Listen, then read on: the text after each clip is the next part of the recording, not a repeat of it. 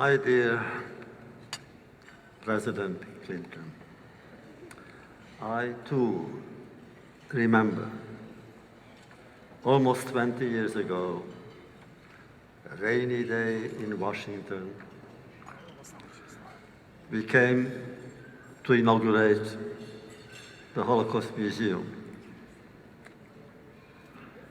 We were, of course, going to make a historic speech, and I had to do something on my own. So Marion and I spent literally our entire night working on my speech. There were 36 heads of state there. It was raining. When my turn came, I opened my folder. There are doctors here in the room. Believe me, I was close to a heart attack. My text was soaked. We worked so hard on it. Couldn't read it. And I had to make a decision. To try to remember what I said would have been a disaster. So I improvised a new one. Mr. President, there are moments in life that remain, and that moment remained with us, for that moment marked the beginning of our friendship. And that moment also marked, Mr. President, the beginning of the end of the war in the Balkans.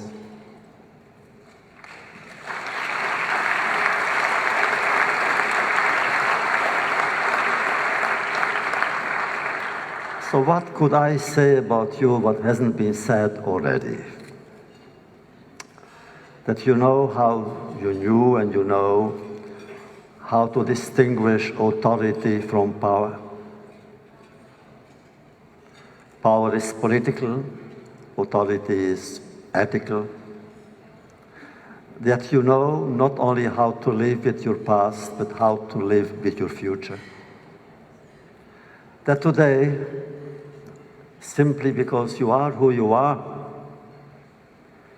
there is a total unanimity about the admiration for you. As president, you had adversaries, sometimes even enemies. Today, you have no adversary, you have no enemy. The entire world, if it could vote again, oh my God.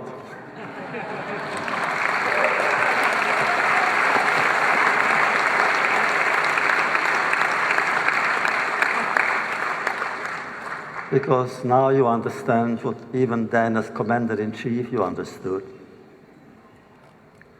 André Malraux said once, in one of his novels, une vie humaine ne vaut rien, mais rien ne vaut une vie humaine.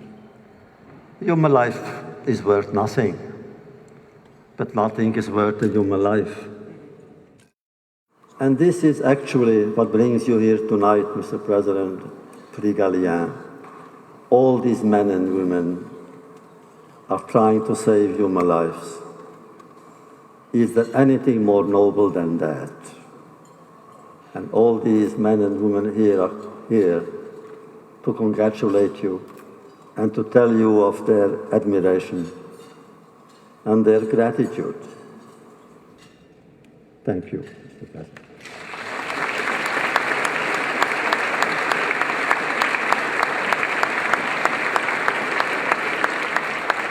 Thank you very much.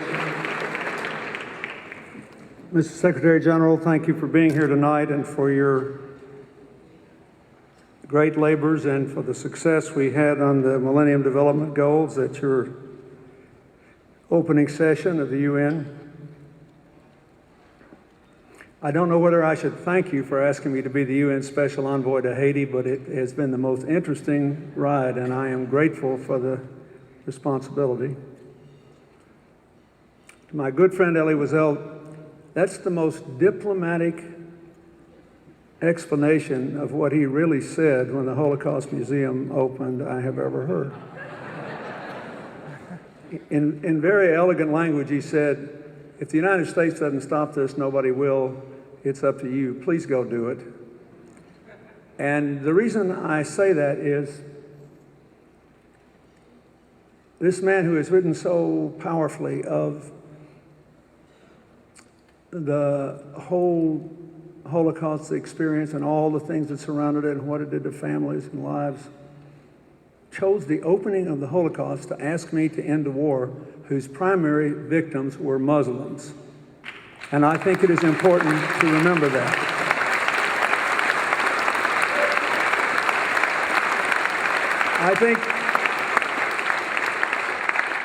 I don't want to get into or get all of you into one of our local disputes here, but I have not read any articles so far that pointed out that I believe the number is 60 Muslims were among those murdered on 9/11, about twice their representation in the American population at the time.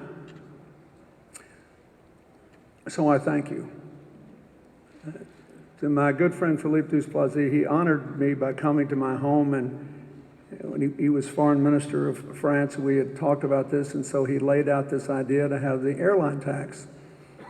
In the first year, I think France had 5 partners, but we raised $300 million. 240 million of that 300 came from French citizens and others taking international flights out of France. In tiny amounts they barely noticed.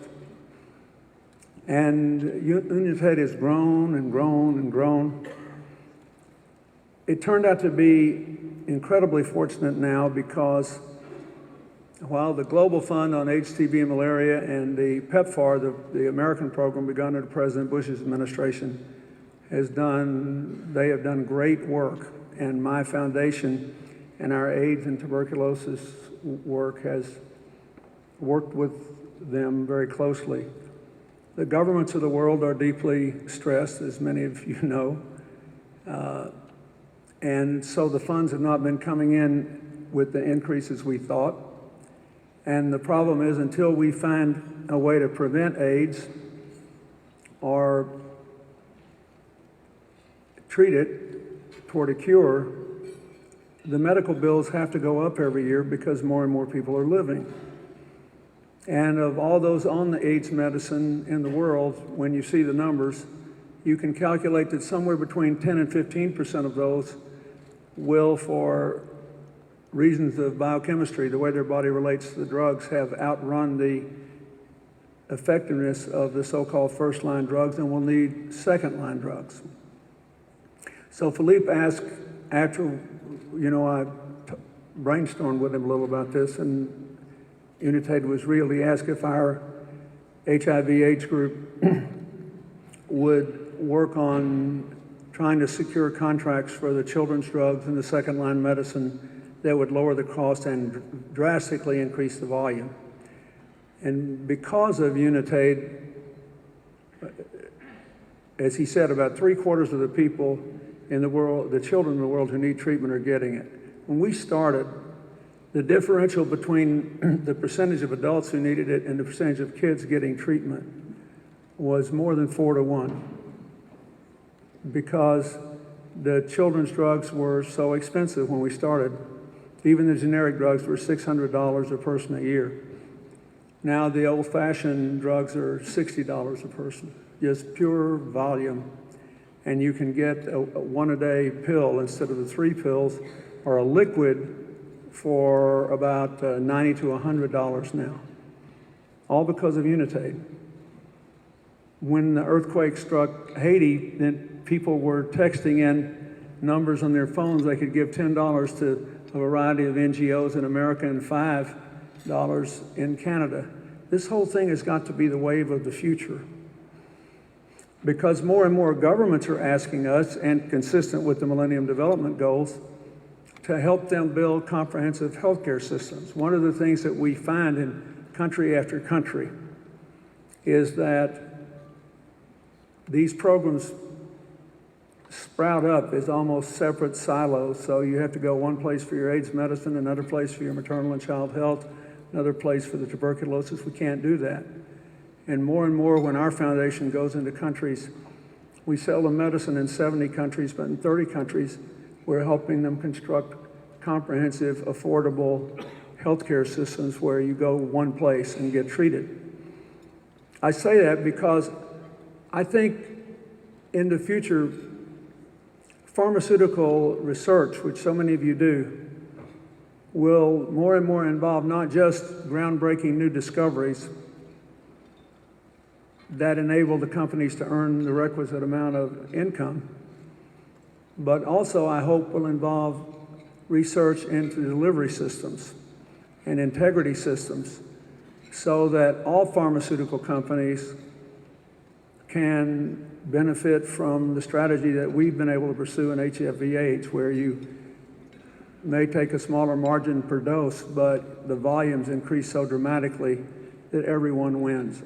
We never ask anybody who works with us to lose money. We just ask them to make money in a different way, a way that saves more lives. The final thing I'd like to say is I'm particularly grateful to receive this award on behalf of all the people who work in our foundation and work with Unitaid from this group, because I believe that the biomedical challenges we face in the 21st century cannot be successfully addressed unless we resolve the legitimate differences that have existed historically between the pharmaceutical companies of the world doing the research, the generic companies, governments struggling to keep their own people alive, other governments struggling to do the right thing by their own companies and contribute money to keeping people alive. Just last year, Pfizer became our first big pharmaceutical partner by giving our foundation access to a 60% discount on the drug they have to treat tuberculosis in people who also have AIDS.